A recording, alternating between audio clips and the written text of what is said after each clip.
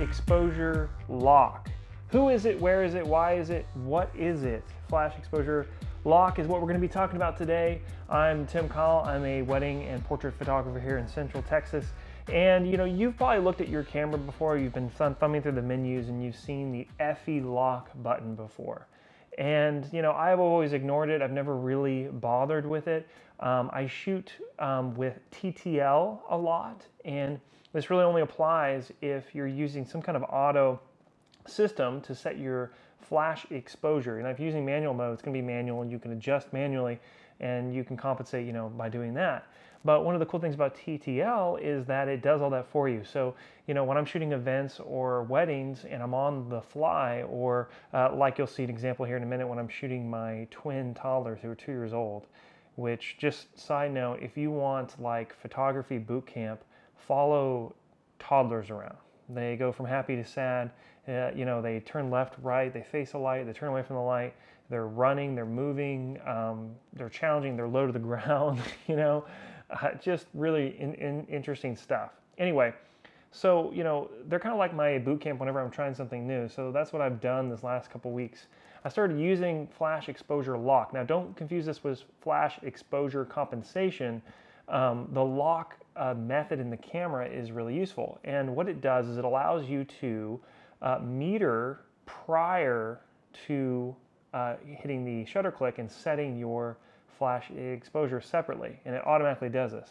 So everybody has this option on your camera somewhere in your camera menu to assign a FE lock button somewhere in your camera. So you can assign your FE lock button to a button. I've chose the MFN button at the top on Canon.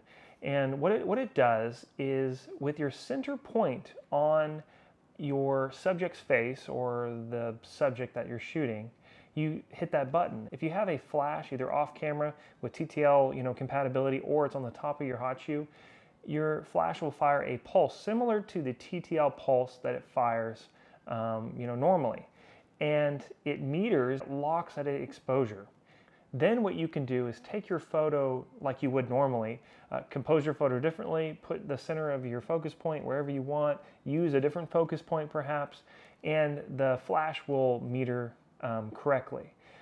Where you run into this issue a lot, you know, is distance. So you'll have somebody really close to the camera and someone far away, and the TTL will pick up the flash off the person next to you and get that exposure reading and underexpose the subject that you're trying to hit, or vice versa, right? Or if there's white or black, so you have a big white wall, bright sun, something like that, you know, sun behind a subject and you're trying to meter off someone's face, the flash gets tripped up. And, you know, dark stuff. So, you know, you get night sky, black wall, something like that, camera gets tripped up. So what this allows you to do is run and gun and get your TTL metering correctly right on the first go. Very, very quickly, which is something, there's nothing wrong with chimping. It's good to check your exposures, but if you're sitting there manually, or even in TTL, if you're taking the shot and you're finding, okay, I need to bump my exposure compensation down 2 stops because it's picking up this person over here or this person over there, especially when you're using wide angle lenses, which we're all using wide angle lenses at receptions and things to get, you know, 24 millimeter, 35 millimeter, stuff like this. There's a lot going on in the scene, and the camera gets tripped up. It doesn't know what you want to be exposed correctly. Now, take a look at this photo here. This is a photo of my daughters. I just did this morning just to kind of illustrate this point. I've got a white door behind me, and you know, it reflects great. It's awesome, soft light. And so I took a photo of my daughter, and I used flash exposure lock on her face, recomposed, used my upper left focus point on her eyebrow or her eyelash, and I'm at f2, so very narrow depth of field, and I'm able to snap this photo. First time around, there's no exposure you know, adjustments made to this photo. I've just done a little bit of toning and white balance. And awesome, wow, great soft light off the wall. She looks great. Other daughter's in the background over there by the chair. Now what often happens is she pops up, gives me this awesome smile, which of course she didn't this go around, and I go to take the shot. If I'm in TTL mode, it will expose for the daughter in the foreground, and it will not expose Lily correctly in the background. So what I did was I hit the FE button with the center point on the chair in the background.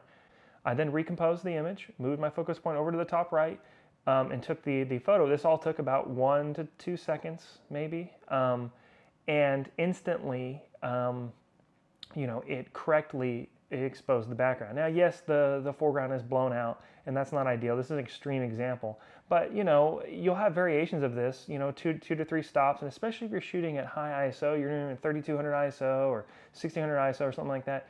You lose dynamic range. So you really want your exposures to be correct when you're shooting event photography at night, when you're doing things like this where you're bouncing flash off the walls. It's really important to have good, pretty close exposures, and this has allowed me to pretty much nail exposures on the first shot every single time, without having to chimp all the time, because that gets tiring. It runs your battery down, all this kind of stuff. It's really awesome. And so I also wanted to talk about aperture priority mode. Now, I made a video about why I use aperture priority mode, and I think people got tripped up on how I use the exposure settings. Some of you guys may be familiar with exposure lock, which is awesome. I use that as well, and that's kind of what got me wanting to use the flash exposure lock. And what exposure lock does is it allows you to lock in your exposure on the center point, and you can use spot metering to meter for a face when you have really wide variety of lighting and your camera's gonna get tripped up, or when you're changing your exposures frequently, like weddings. This is happening all the time. A lot of people weren't understanding that when I use aperture priority mode, I am manually controlling the ISO, I'm manually setting the aperture, and I'm only letting the shutter fluctuate to compensate for the exposure lock that I've set on the face. And I'm able to dial in on these settings very, very quickly. So with aperture priority mode and auto exposure lock, which you set to your back button, and you have it locked so that once you lock it in, you're locked in until you change your settings again. So it's like a quasi-manual mode that's faster. So rather than using spot meter or using evaluative and going, okay, I'm in manual mode, I need to bring my shutter to 60, or okay, now I've turned this way, now I gotta bring it to 100. Rather than manually doing that, you spot meter, boom, you hit the auto exposure lock button, and not only does it spot meter and set the lock, it does all that in one button instantly, and then you back button focus, or you focus on your subject and you just keep shooting, and then when you want to change your exposure again, you just do that. And so it is awesome because you don't really have to use exposure compensation that much, because you're metering off the face, and skin tones in general give you a pretty good meter. It's not a gray face, but it's the pigment and everything. The camera does a pretty good job. Now, if you're shooting somebody who's really dark skinned, or you're shooting somebody who's really, really fair skinned, you may have to use some exposure compensation, but hopefully you'll just set that a stop or stop up or down, and then you're good for like a long time, as long as you're metering off of faces. I found the flash exposure lock to be really useful. I don't see anybody talking about it or using it. I've never seen anybody use it at a wedding. I found it really interesting, and I was watching some pro photo videos where they were talking about how TTL gets tripped up and you've got to use all these different things, and it's like, man, just lock the exposure on the face. Have the camera do everything for you. Event photography and weddings and on this run and gun stuff, you do not have time sometimes to play with all these settings and see if your stuff's right. These moments happen, they happen quickly. And like I said, when I'm shooting my twin daughters, where they're happy and sad is like a 5-second window. You don't have time to sit there and bounce off a wall. You turn and the wall changes and the distances change. It's not humanly possible to keep up with that and be able to do that math on the fly. So really neat. I hope this helped. You guys have a great day, and keep shooting.